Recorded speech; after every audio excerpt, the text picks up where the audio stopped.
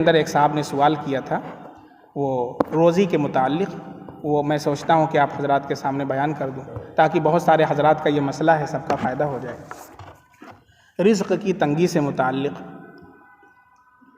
سب سے پہلی چیز یہ ہے کہ 5 وقتہ نمازوں کا اہتمام کیا جائے، استغفار کی کثرت کی جائے، نیز فجر اور مغرب کے بعد ایک مرتبہ سورہ واقعہ اور 1 مرتبہ سورہ طارق، فجر اور مغرب کی نماز کے بعد 1 مرتبہ سورہ واقعہ اور 1 مرتبہ سورہ طارق۔ اگر دونوں وقت نہ پڑھ سکتے ہو تو کم سے کم 1 وقت پڑھ لیں، انشاءاللہ کبھی فاقہ نہیں ہوگا۔ ایک چیز تو یہ، اور اس کے علاوہ کچھ اور چیزیں منقول ہیں، وہ جو بھی آپ کو آسان ہو وہ کر سکتے ہیں۔ سب سے پہلی چیز ایک دعا اللہ کے نبی صلی اللہ علیہ وسلم سے منقول ہے، اللہم اکفنی بحلالک عن حرامک واغننی بفضلک عمن سواک۔ ہر نماز کے بعد 7 مرتبہ اس دعا کا اہتمام کریں، اللہ تعالیٰ فاقے سے محفوظ فرمائیں گے اور انشاءاللہ تنگی معاش کی جو شکایت ہے اللہ تعالیٰ اسے دور کریں گے۔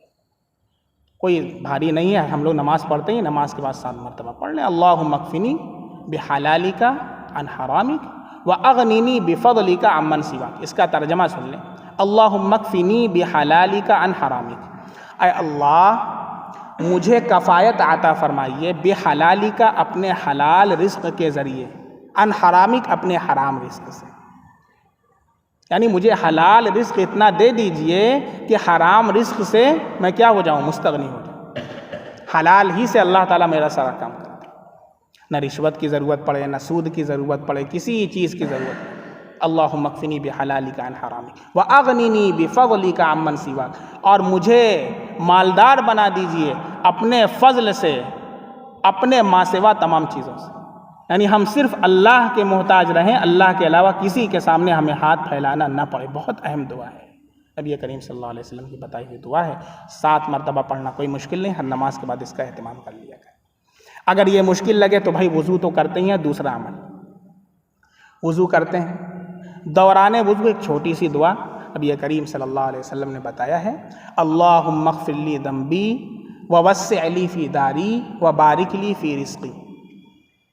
وضو جب کرتے ہیں تو دوران وضو اس کا اہتمام کیا کریں، اللہم اغفر لی ذنبی ووسع لی فی داری وبارک لی فی رزقی۔ اس کے پڑھنے کا 3 فائدہ ہے۔ سب سے پہلا فائدہ، اللہم اغفر لی ذنبی، اللہ تعالیٰ گناہوں کو معاف فرما دیں گے۔ دوسرا فائدہ، مکان نہیں ہے تو اللہ تعالیٰ مکان بنوا دیں گے، ووسع لی فی داری، اور میرے لیے میرے گھر میں وسعت عطا فرمائیے، چھوٹا مکان ہے تو اللہ تعالیٰ اسے اور وسیع فرما دیں گے۔ تیسرا فائدہ، وبارک لی فی رزقی، اور میرے رزق میں برکت عطا فرمائیے، تھوڑا سا آپ کمائیں گے اللہ تعالیٰ اس میں برکت عطا فرما دیں گے، وہ سب لوگوں کے لیے کافی ہو جائے گا۔ چھوٹا سا عمل ہے، اس کو بھی اپنے اعمال کے اندر، معمولات کے اندر شامل کر لیں۔ وضو تو بنانا ہی رہتا ہے، وضو کے ساتھ ساتھ یہ دعا بھی ہم پڑھ لیا کریں۔ تیسرا جو عمل بتایا گیا ہے وہ فجر کی نماز کے بعد اپنی جگہ سے اٹھنے سے پہلے، طلوع آفتاب سے پہلے 70 مرتبہ یہ آیت پڑھنا ہے جو سورۃ الشورى کی آیت نمبر 19 ہے، اللہ لطیف بعبادہ یرزق من یشاء وہو القوی العزیز۔ یہ بہت مجرب ہے، اللہ لطیف بعبادہ یرزق من یشاء وہو القوی العزیز، 25واں پارہ سورۃ الشورى آیت نمبر 19۔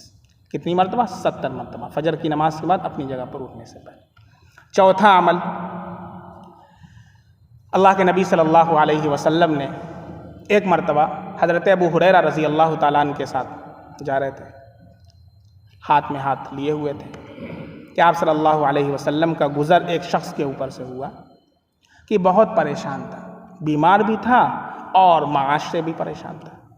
تو نبی کریم صلی اللہ علیہ وسلم نے اس سے پوچھا تو اس نے بتایا کہ میری ایسی حالت میں بہت پریشان ہوں، بیمار بھی ہوں اور تنگ دست بھی ہوں، معاش کی بھی جو ہے بہت پریشانی چل رہی ہے۔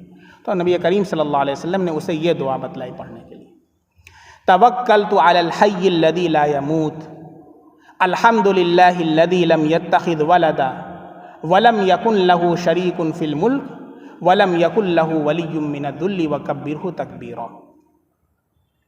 اس دعا کو اللہ کے نبی صلی اللہ علیہ وسلم نے فرمایا کہ کثرت سے اسے پڑھتے رہو۔ چنانچہ اس شخص نے اس کا اہتمام کیا ہے۔ کچھ عرصے کے بعد پھر آپ صلی اللہ علیہ وسلم کا گزر ہوا تو آپ صلی اللہ علیہ وسلم نے اس سے پوچھا کہ کیسے حالات ہیں، خوشی کا اظہار فرمایا۔ تو اس نے عرض کیا کہ جب سے آپ نے مجھے یہ کلمات بتائے تھے میں پابندی سے ان کو پڑھتا ہوں اور الحمدللہ بہت بہتر حالت کے اندر اللہ نے مجھے شفا بھی عطا فرما دی ہے، یعنی جو بیماری تھی وہ بھی زائل فرما دی ہے، اور معاش کے اندر بھی اللہ نے مجھے ترقیات سے نواز دیا ہے۔ تو اس کو بھی اپنے معمولات کے اندر شامل کر لیں۔ اور ایک عمل بہت آسان سا ہے، حضرت تھانوی رحمۃ اللہ علیہ نے اسے لکھا ہے کہ فجر کی سنت گھر پڑھ کر کے مسجد جائیں۔ فجر کی سنت ہم مسجد آ کر کے پڑھتے ہیں، تو فجر کی سنت گھر پڑھ کر کے مسجد آ جائیں۔ تو اس کا 3 فائدہ ہے۔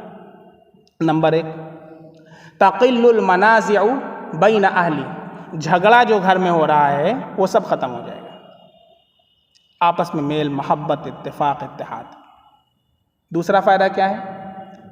یوسع لہ فی الرزق، اس کے رزق کے اندر اللہ رب العزت کی طرف سے وسعت اور فراخی کر دی جائے گی۔ اور تیسرا سب سے اہم فائدہ ویختم لہ بالایمان، اس کا خاتمہ ایمان پر ہوگا۔ کیا کرنا؟ کچھ نہیں کرنا، سنت مسجد میں آ کر کے پڑھتے ہیں، گھر میں پڑھ لیجئے۔ تو اب یہی مطلب ہے اس کا، سنت گھر پڑھ کر کے آنا، فرض نہیں۔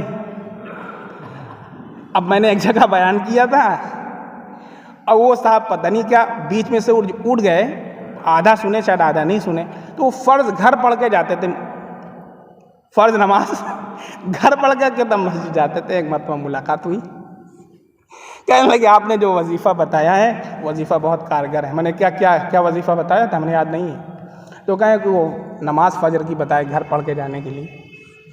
ہم نے کہا اللہ کے بندے سنت پڑھ کر کے جانا ہے، فرض پڑھ کے نہیں جانا ہے، سنت 2 رکعت گھر پڑھ کر کے جانا ہے، اور فرض امام کے پیچھے پڑھنا ہے۔ ٹھیک ہے انشاءاللہ۔ تو اس میں جو بھی آزان ہو، یہ جن صاحب نے پوچھا ہے اللہ تعالیٰ انہیں جزائے خیر عطا فرمائے، کہ سب لوگوں کا فائدہ ہو گیا، اس لیے میں نے بیان کر دیا۔ بہت سارے لوگوں کا یہ مسئلہ رہتا ہے تنگی معاش کا، اللہ رب العزت سب کی روزی کے اندر فراخی عطا فرمائے، اور ہم سب کو اللہ رزق حلال عطا فرمائے، اور رزق حرام سے اللہ ہم سب کی اور پوری امت کی حفاظت فرمائے۔ سبحان اللہ بحمدہ، سبحانک اللہم بحمدک، اشہد ان لا الہ الا انت، استغفرک و اتوب الیک۔